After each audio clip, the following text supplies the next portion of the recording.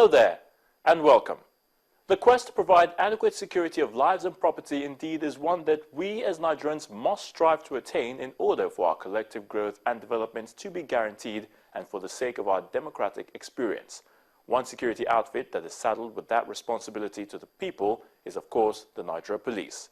In Lagos, Nigeria's commercial nerve center, there's a new helmsman at the State Police Command who was appointed a few months ago by the Inspector General of Police, Mr. Abba Suleiman, to take up the challenge. He is Mr. Kayode Aderanti, and as my guest this week, he speaks to us in this exclusive interview on his plans, mission and challenges on the job. Are Lagosians going to experience a radical change in the modes of operation of the police under his watch, and how best can residents support officers and men of the force to provide improved service delivery? Our guest, who hails from Osun State, is a product of the University of Ibadan with a degree in sociology. He also attended Harvard Kennedy School, Executive Education, USA, where he obtained a certificate in Senior Executive in National and International Security in 2008. He was appointed Commissioner in charge of Western Ports Police Command in February this year. I'm Ayatunde Balogun, and it's question time. Mr. Kayode Aderanti, you're welcome to question time. Thank you for having me here. It's great to have you with us looking at your office. You are the Commissioner of Police for Lagos State, the Lagos State Police Command. First of all, let me congratulate you, on your recent appointment. Let's start off looking at the Police Command in Lagos. I mean, since you came on board, it's been a couple of months now. What's your experience like? How has it been? Well, thank you for that question, and thank you for having me.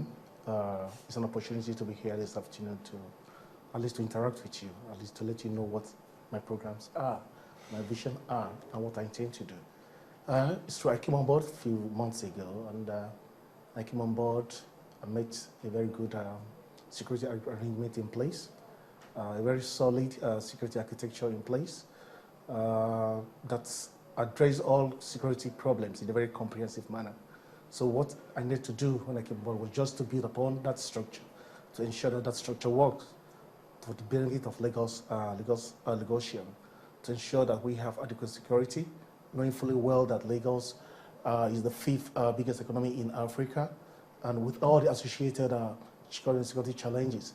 But with the cooperation of all my officers, the state government, and the Inspector General of Police, we've been able to contain all those challenges, and things are good, pretty good. Well, it's interesting you did talk about you met some real structures, if I may put it that way, in place. I remember speaking with the former commissioner, that's the immediate past commissioner, who is now the AIG of Zone 2, that's Umar Manko, your predecessor, and he had some kind words, if I may say, about your ability to carry on from where the past leadership stopped. Now, you've talked about meeting some structures on the ground, but tell us, what other ideas do you think you can bring to the fore, to the table, to add to or to complement? The one area I'm trying to focus upon now is to actually look at the service delivery part of our job. Over the past couple of years, over the past years, is a known fact that we have been doing all the tasks that is assigned to us, all the extant laws, the Constitution of Federal Republic of Nigeria, police regulation, doing detection, apprehension, investigation, and all these sort of things. But I believe that we should need to move a step forward for us to actually breach the barrier between us and members of the public. I tend to focus more on this community collaborative policing, that is getting the people to be part of us. You're talking about the general public now. General public, because we cannot work alone. We need their collaboration. We need their cooperation. We need to build a very solid synergy. What I observe is that, look, they have a kind of negative perception about us. That, okay, the police, not our police. You see, that is the problem. That's where the problem lies. The police, not our police. So I'm looking at a scenario whereby the people of this country, especially this state, would see police as their police. And how do we go about doing that? By being open, by being transparent, and by being there for them. And how do we do that? basic things, very simple things. People of the locations love people to give them service.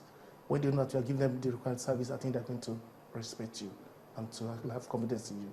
One, I've observed that Lagos is always, we have this problem of traffic gridlock in Lagos. And I told my officers when I was moving around that, look, I think we should be able to do something about it. We should try to unlock Lagos in such a way, a manner that it will touch everybody, both people at the top, middle cadre, and those who are the lower cadre of the society structure. In the sense that when they are driving home at night, when they are driving into the office in the morning, between 5 and 10, and between 5 in the evening and to around 9, 10 in the evening, what we need to do is just to be there for them. To the extent that when we are there, our visibility is seen by all these hoodlums that attack them during all this traffic gridlock, we don't have a space for that. And by the time we're able to do that, that people are driving home, traffic gridlock that is not their making, nobody disturb them, nobody attack them. They are safe. I think they will see that, look, we are coming and we are being there for them. And the trust will be there. So what I also ask my officers to do is to ensure that we circulate all our phone numbers from my own phone number down to the last DPO. It's in public domain that we've published in most of these national newspapers. So that if there's any problem anywhere in Lagos, people should pick their phone and call the DPO. And ensure that these numbers will be responded to, unlike several complaints where you pick up numbers, hotlines, so-called hotlines, and aside from the 112 and 76, that is the state government, we have made our own call, our numbers available. And I can tell you that I receive hundreds of calls every day. Every day, I don't sleep. Whenever you call my number, I pick it up and I address that, that problem. And it has been helping. It has been helping. That's the only way we can do to actually endear ourselves to the public. It's just like using this kind of scenario of the Berlin Wall. The old Germany, when the old Germany was divided between the East and the West, we had this problem. But by the time the Berlin Wall was broken down, we now have prosperity in Germany. So I believe that wall between us and the public, we need to break it down one way or the other. By the time we do that, then people will support us. They will like us. They will volunteer information. Good, actionable information will be given to us. And on our own part too, we have that secret responsibility to ensure that all those information that is given to us, all those intel that is given to us, we work on it and ensure that those people that avail us this information or whatever intel are secured. Now you talk about your improved service delivery, which is a good thing, no doubt.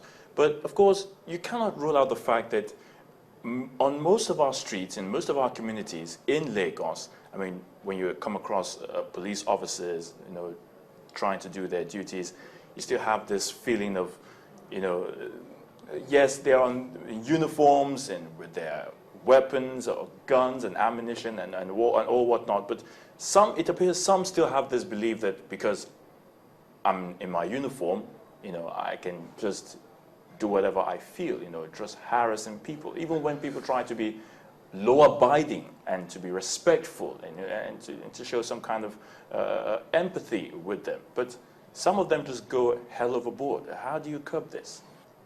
The scenario that we have just created, I will not just dismiss it with offhand.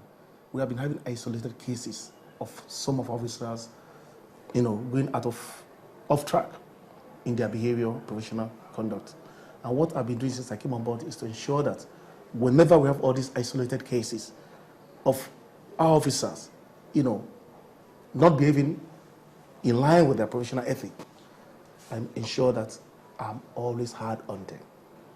I ensure that they are brought to justice and they are made to account for all these sort of things.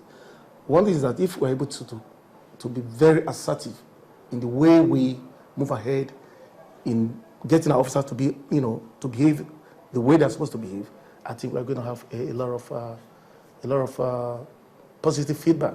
But people believe that most officers behave in such with impunity, that they just behave because they have the uniform and they're excessive in their behavior. Yes, I would say, because I told that I'm going to be very transparent during my own channel. I'm going to be very transparent and open. It's true, but I'm doing great things about that.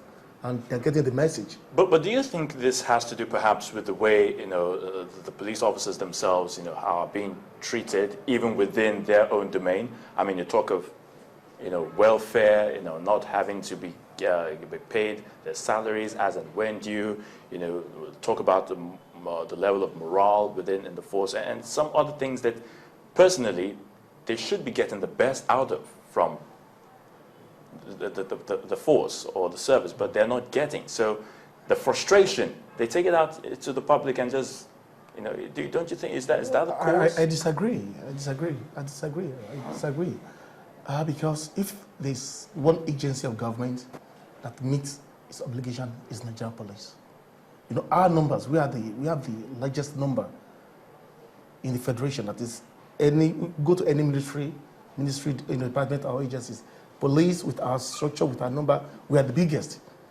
And even though many people will still say we still need more hands and police officers. So, the situation that salaries are not being paid is of it.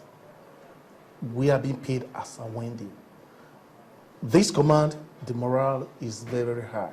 And since the Inspector General of Police came on board, he has been working assiduously every day to ensure that all those areas that we just mentioned are tackled. Definitely, it's natural. People will want increment in salary, improved welfare, and what have you. But things are being done at the highest level of government to address all those issues. But what I used to tell them, anytime we have opportunity of meeting, is that they should be happy that at least they have a job that is very, very comprehensive in all areas. Some millions of our countrymen and women doesn't have a job, but we are lucky to have a job, to put on this uniform. To me, which is very, very sacred. It's a honor to put on this uniform, and they should look at themselves from that look. They are very honored. They are lucky to have this uniform on, and they have a job to do. Some people won't want this uniform, but they cannot get it. So they are one of those special people, and they should just look at it that way. Whatever their problems are, definitely it will be tackled. But I think we're okay. The morale here in this command is very high, and I believe morals in other commands too looks pretty good. And that one should not inform them to misbehave outside.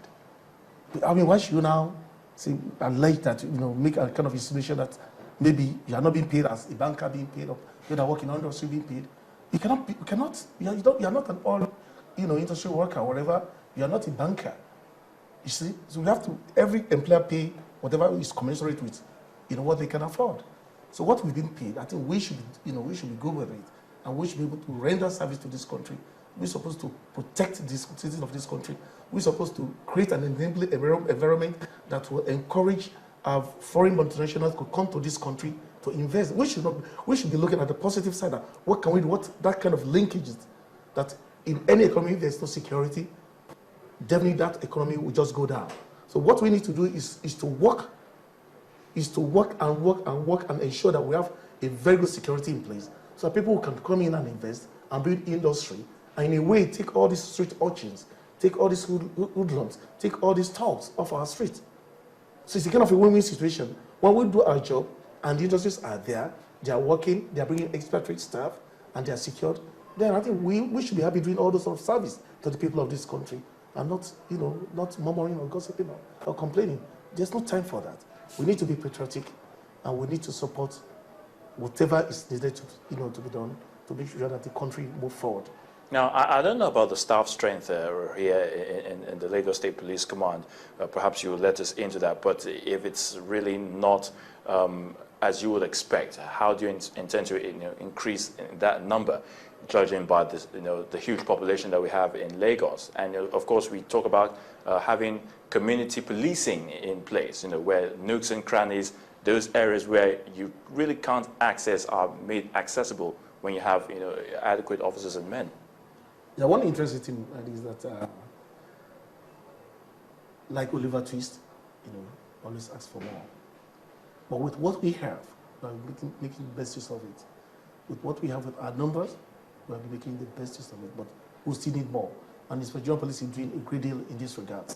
I believe, what I know is that approval has been given, to bring more, people on board, and they're working out the logistics and all the financial implication in Abuja.